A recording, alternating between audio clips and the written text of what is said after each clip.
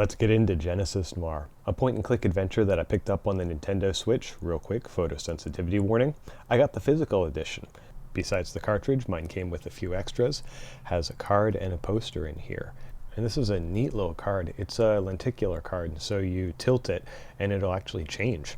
It depicts a scene from the game, which you'll recognize probably in a minute or two here. Really cool, trippy scene.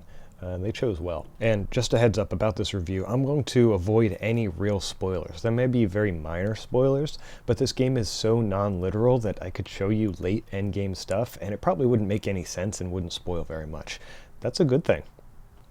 So this poster, you got front and back images. Pretty neat. I love the art style. And that's actually what drew me to this. When I saw the cover for this game, I said, I really want to know what this is about. And so I watched very carefully. I didn't want to spoil anything. I watched a couple of trailers, and I could not believe how unique it looked. I mean, you can see behind me here, this is a very unusual looking game. The soundtrack is gloriously jazzy. The subject matter and the presentation match so well with it. The art style is way different from anything that I'm used to playing, and I really love that so much. So in the opening, what happens? Well, we apparently are selling watches, and we fall in love with this girl, and all of a sudden, this other character called the Golden Boy shows up and ends her with a big bang. We set to work solving the mystery of exactly why and what all just went on, and how to prevent it. Now, I've played a lot of point-and-click adventures over the years, especially more back in the day. King's Quest, definitely. Hugo, sure. Sam and Max, yeah, lots of that. If you remember Dave the Tentacle, that was a great point-and-click adventure. I haven't played so many recently, that's for sure. It's kind of a tough sell because they're so linear. You get very little agency as a player, and you mostly have to do what the game wants you to do to progress, and there's not a lot of wiggle room for it. That's one of the major weaknesses of the genre, but at the same time, for this game, that's one of the big strengths. I was so enamored with the artwork that I was ready to click just whatever it was that the game wanted me to click to go to the next thing so I could see the next scene, because I had no idea where it was headed next. The surprise and the delight of moving from screen to screen was absolutely paramount for me. I can't even count the number of times in the first couple of hours where I was just completely in awe of the visuals and the way the music played with it, and the way the storytelling was so non-literal and kind of opaque, and I'd say almost open to interpretation, but at the same time, it was definitely on rails. Like, it was headed somewhere. There are some very light puzzle-solving elements to it. So some puzzles you'll have to reconfigure pieces, others you need to click in the right order. There's a small amount of logic that you got to decipher. Maybe there's musical notes that you're going to click to follow a pattern. All in all, though, I'd say the puzzle solving was on the down low. It's mostly just about finding that next thing to click to progress. There were a number of blank screens with plain text on it, usually describing something about the early formation of the Earth or the emergence of life, and the presentation was very academic. Sometimes, though, it did cross into more poetic musing.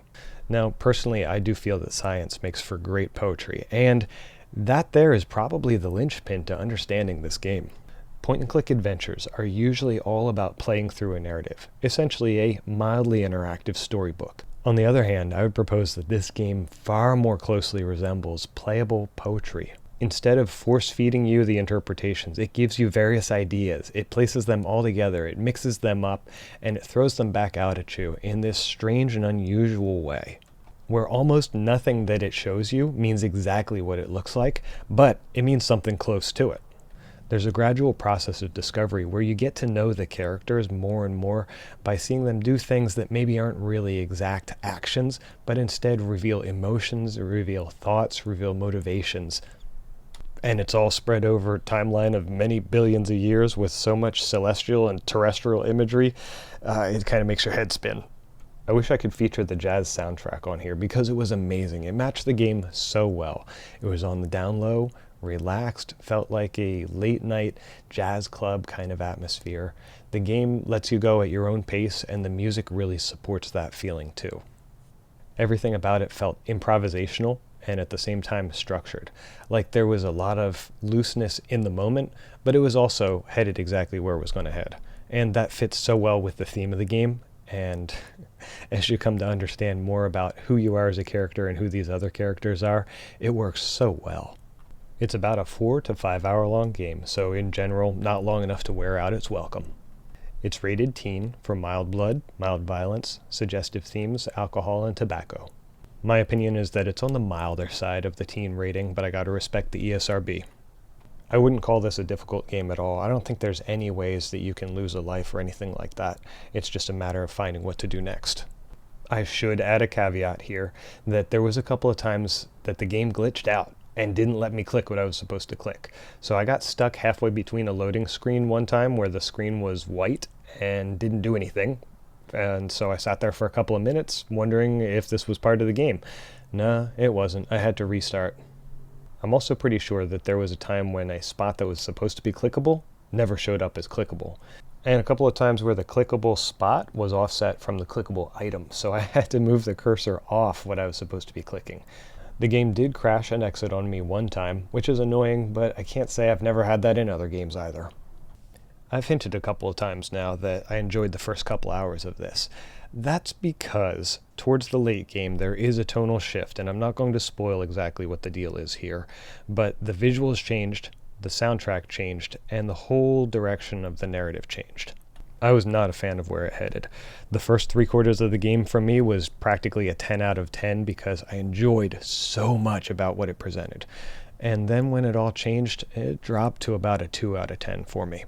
Very, very frustrating because I was ready to recommend this to anyone who is willing to play a point-and-click adventure. And now I'm not sure I can do that. I couldn't wait for the last hour and a half of the game to be over. I didn't like the songs, I quit liking the characters, and I did not enjoy the way the story was wrapping up. It does give you the choice of 2 possible endings though, and I did play both of them, and I was annoyed that I took the time to play both of them. In my mind, it didn't pay off well, which is such a bummer. I've played other games where an hour in, I just couldn't wait for it to be over. On the other hand, this one had me riveted until the end. There's a lot to like. There is. This is a feast for the eyes and the ears. It drives the imagination in ways that I've never seen any other game do it. The artwork is just glorious. The soundtrack is straight up amazing. The way it tells the story and lets your mind run with it is so cool. I'd say the experience of playing the first 3/4 of this game is utterly unique, and there's nothing like it anywhere else. Go ahead and do it if you're interested. Who knows, maybe you'll even like the ending more than I did. It's a chaotic game full of music and metaphors, where everything seems improvised, and the journey really is the whole point. So with that in mind, I hope you forgive me for doing something that I never do with a review. I'm going to give it 2 separate ratings, because the beginning almost felt like a totally different experience and different game than the ending. The first couple hours blew me away, way above average, in the genre, truly excellent, 5 out of 5 stars. And then most of the things that made me love this game so much got dropped or changed drastically in the last part. In a narrative-driven game, you've got to keep that consistency to the end. And in something that relies so heavily on the visuals and the music, you can't afford to go a totally different direction unless you've motivated it properly. I'm not sure why they chose to go that direction, but I think they could have made a lot better choices.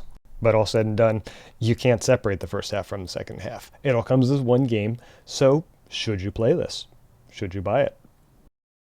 Well, I'm glad I did, because the first half was completely irreplaceable experience. I struggled to find anything to compare it to, like Persepolis or Beyond Atlantis or anything, because it's so unique. It felt like a once-in-a-lifetime kind of thing. For that alone, it's worth it. You can tell this was a passion project that someone poured their heart into completely, and they knew they were going an unorthodox direction and just ran with it. I love and respect that so much. And I'm willing to take the sour notes that I feel this game ended on, along with all the amazing parts that I enjoyed earlier on. For me, this was a highly enjoyable, even if imperfect, title. After the game was over, I walked away with questions about exactly what the narrative was trying to say and what I thought I had seen in various parts of the game. It was good to be able to wrestle with these ideas, and rather than being spoon-fed answers that I might or might not like, instead try and figure out exactly what these metaphors meant. The downside of that is that some people will come in with the expectation that everything will be explained by the end, and I hope you don't fall into that, because as long as you don't demand a full explanation, there's a lot to enjoy here. I just learned today that the developers, Feral Cat Den, are working on a follow-up to this game called Nirvana Noir, and I'm looking forward to it. I'm going to keep that on my radar. Thanks for listening to my opinions on Genesis Noir. I hope it helped you decide for yourself about it. I'll put a link in the description in case you're interested.